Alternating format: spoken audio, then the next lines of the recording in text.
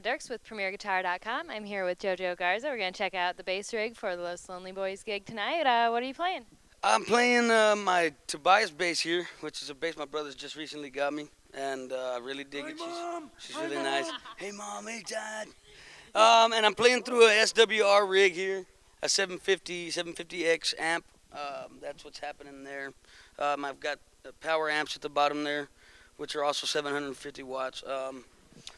And then I have these Tone Tubby SWR Megalias, the 8x10s. I have 4 racks, but I only use 2 in certain spots. Yeah.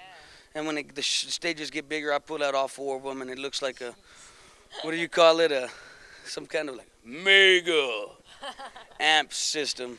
But that's basically what I play through. I use a little sub-wave pedal here that I tend to use sometimes in some of the songs, and I used it on the new record as well.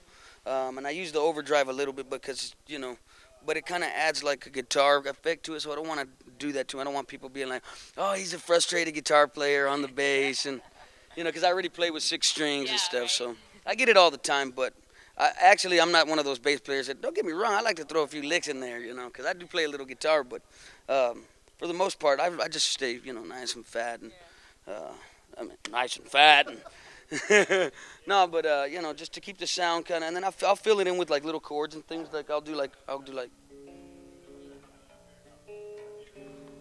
whoa, look at that! I'm sorry. See, you hear all the different little chords and things, and I'll do like minors to get to the next chord and all that stuff. So that's the kind of bass player I am. Yeah, you like the 6 strings that give you a little bit more flexibility, like that? Yeah. I don't have to go way over here, even though I do. Yeah. Yeah, there's a lot of different versatile ways to play on this thing. Different, the keys are in a lot of different places. So is this is the main one you're playing live now? It is now because she's the newest one. Yeah. I have Brownie over there. Oh, thank you. Yeah, I love her too. She's really nice. I'm not too sure what to call her yet. Yeah. Maybe you can get some Facebook fans to come up with the names, and maybe one of them will be good enough or something. So we'll see.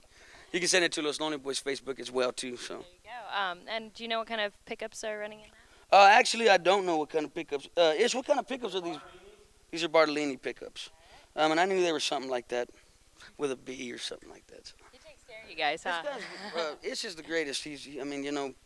Like Henry said earlier, we could change the strings and we could tune them, and we knew how to turn our amps on in a certain way for it to sound. But he's taking it to a whole nother level, and like he was just changing out my strings and cleaning out all the frets and the board and everything, and she looks like she's never looked before. I think he was just trying to show off for the camera. No, I'm just kidding.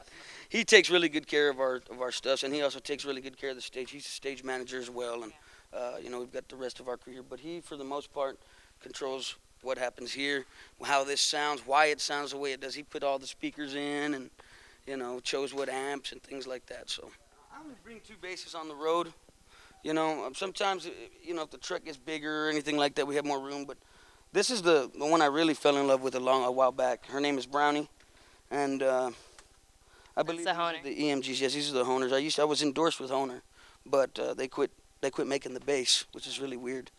But this is a really good bass too as well. One thing I did fail to mention was that I use a wireless unit here, as you can see. I'm not quite sure what kind of wireless it is either. I don't really know anything. Looks like an Audio-Technica something. Oh, is that what it says? But that's why I don't have a cord out there and stuff. And so you jump around. It helps me be mobile and jump around and act like a monkey and stuff like that. So. This one's got an AT wireless in it that's been cut out, fitted on here, wired in here, so it gets flipped here. But you flip it in the up position, and I can tune it. So. It gives me the opportunity without him having to plug anything in. I can tune it just by flipping the switch, and then as soon as this gets flipped, it activates the wireless when it's on, and then the whole thing works without actually having something plugged in. Now, don't tell anybody. That is first time we've seen a setup like that. That's really great. Right on. And then the other one, like Jojo said, is just unfortunately. He asked me to cut a hole in the thing. I did this one because, yeah. Because I said do it. You got to do it, He said do it. It was my idea, and it was But this was a gift from his brother. Yeah, this was a gift from his You brother. won't route it out. Well, unfortunately, is this one doesn't have as much meat in it as this one did. So if I did cut it out, I'd lose half this wing, and then it wouldn't sit good, and would probably make it weak at some point. So, plus the bridge is sitting right here, so close, and there's enough meat in there to punch a hole in it, but I'm not gonna punch a hole in it. Not yet. You will. But other than that, that's about it. They all use everything's got a bone nut in it. Everything. Yeah. A lot of people, yeah. A lot of people don't like the bone nut. I love the bone nut. It's just, it's just sustain, sustain the clarity. It's all there. These were set up with both of them. And as a matter of fact, this one still got a graphite nut on it because the other one broke. I cut a bone one for this a long time ago when Jojo was still playing it, and unfortunately he threw it up and didn't catch it, and it broke the bone nut. And at the time, the only one I had was this graphite nut, so I put this graphite nut. And shortly after that, he ended up acquiring this one. So, and this one's got the bone nut in it as well, and the Tobias. This was a Gibson Tobias.